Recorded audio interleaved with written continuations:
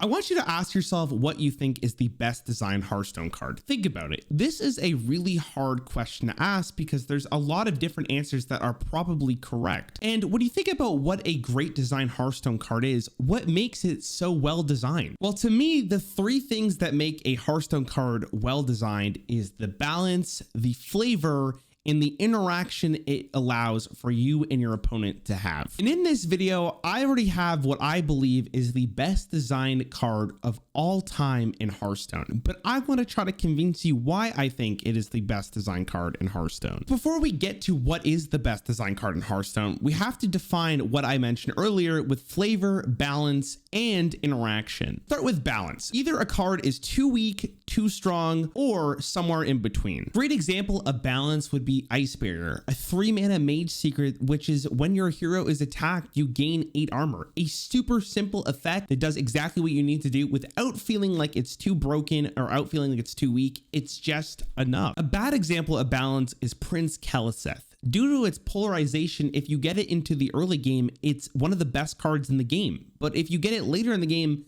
it feels like it does nothing. You don't want a card to be that polarized. I'm looking at you in Cantor's Flow. Interaction is the next one we're going to talk about. Now, interaction is very interesting because you want to feel like you have a potential to counter something when your opponent plays it. This is a very tricky thing to get down because you want to feel like you have some agency when you're going against a particular deck in the meta. But you also want to make it feel like you have some kind of power over the cards that you're playing. You don't want your opponent to just answer everything you're playing because then it feels like you don't really do anything. I think a really good example of interaction in Hearthstone is with secrets. Secrets are super interesting to play with, play around, and it forces some kind of interaction between you and your opponent. I think a really good example of a secret is Explosive Trap. Explosive Trap really punishes you for not trading, but it also gives you the decision whether or not you want to go face, trade, not play anything, not attack face. I think secrets are one of the best designed cards when it comes to interactions. I also really like the idea of death rattles. Talon Forging, which is one of the cards they added into the core set, is another really well designed card when it comes to interaction. Both players have a lot of agency to decide whether or not they want to kill it. If you're your opponent and you're playing a slower deck, maybe you keep it alive so they don't get their really strong card that they want from their deck. The last thing is flavor, and flavor is defined by all the parts of a card that are not gameplay focused. So this could be the art, the animations when you play the card,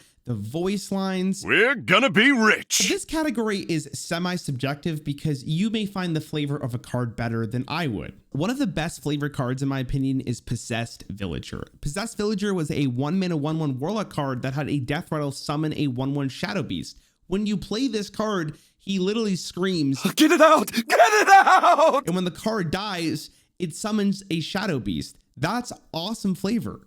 Another couple great examples are all the birds they released in the Dead Minds mini set. The Brilliant Macaw, the Monstrous Parrot, the Sunwing Squawker, and the Great Sage Parrot are all hilarious because birds repeat what you're saying, therefore they repeat the last thing you've casted or whatever, depending on the class. Get all the things I've described previously into one card at a very high level. It means, in my opinion, that a card is extremely well designed. Before we talk about the best designed card of all time, let's focus on some really poorly designed cards. I'm not going to be focusing on flavor for these at all because I think flavor is subjective like I mentioned before, but I could definitely talk about balance and interaction. A card that I think was very poorly designed was Crackle, a 2-mana shaman spell that did 3 to 6 damage and overloaded you for 1. The reason why I think this card was so poorly designed was because you didn't know how much damage you were going to deal before you even casted the spell, which is not great because there's no agency from the player. You're literally just hoping you hit the highest number, and if you don't, well, I guess that sucks. The great example of this is Implosion, which was 4 mana, deal 2 to 4 damage to a minion, and summon a 1/1 imp for each damage dealt. Again, the variance on this card was so ridiculous before casting it that if you got 4 damage, it was such a big deal, and if you got 2, well, you might have lost the game from it. Insanely poorly designed card is Glacial Mysteries, which was an 8-mana mage spell put one of each secret from your deck into the battlefield. This card was just so weak that I don't even know why you would ever want to put this in your deck, because you have to build your deck around secrets, but you're probably going to draw a majority of the secrets before you even get to play this card. I'm just going to post some cards here that I think were just poorly designed just because I think they were, but I'm glad the Hearthstone team has moved away from this kind of design. Now we get to what I believe are the best design cards of all time in Hearthstone. Coming in at number 3, I'm putting the original Cthulhu. Cthulhu was a legendary minion introduced from Whispers of the Old Gods, which said 10 mana 6/6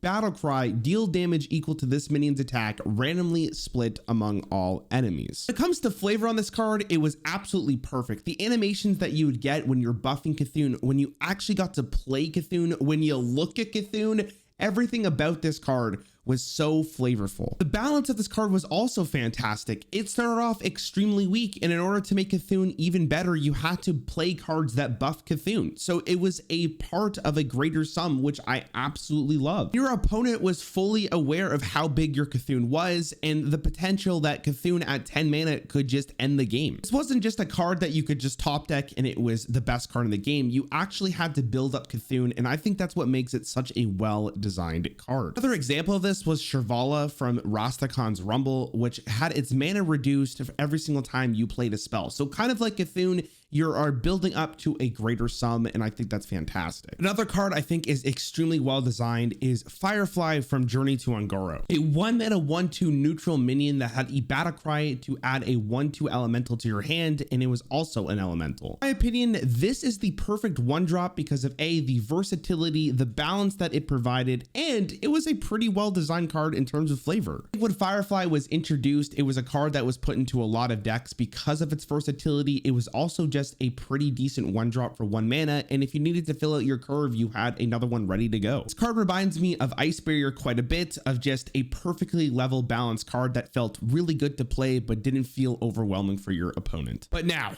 the moment you have been waiting for, the best design card of all time, in my opinion. That card is Acolyte of Pain from Hearthstone Classic. Start off with flavor. My God, this card is oozing of flavor. Just by looking at it, you know exactly what's going on. It wants to take some pain so it can draw some cards. Its quotes when you play it are "let the pain speak to me." When it attacks, it says "bring the pain," and its death is literally a moan that goes, card interaction between players is also so well designed. You could play it on turn 3 and your opponent can have the decision of drawing the cards for you in a slower matchup, or killing it all at once so you only draw 1 card. For you as a player, you could decide to tempo it out on turn 3 or wait until you can actually get some card draw value. Balance of this card felt so right because if you played it on turn 3 and your opponent just killed it, you just cycled a card. But if you wanted to get more, you had to use other resources in the game in order for you to draw more cards. Also, I don't think we have ever seen such a good neutral draw effect in the game since Acolyte of Pain, and I kind of hope they bring it back, especially because right now card draw is absolutely insane for Hearthstone. I just think that this card was the perfect addition to the game, and it was the perfect balance of flavor, balance, and interaction between your opponents. I also think when a card is played and both you and your opponent feel pretty good about that card, I think that's also an extremely hard feat to get, and Acolyte of Pain managed to do that extremely well. Anyways, that is my best design card of all time when it comes to Hearthstone. Let me know what you think is the best design card in Hearthstone, and I'll hopefully see you in the next video because you're gonna subscribe,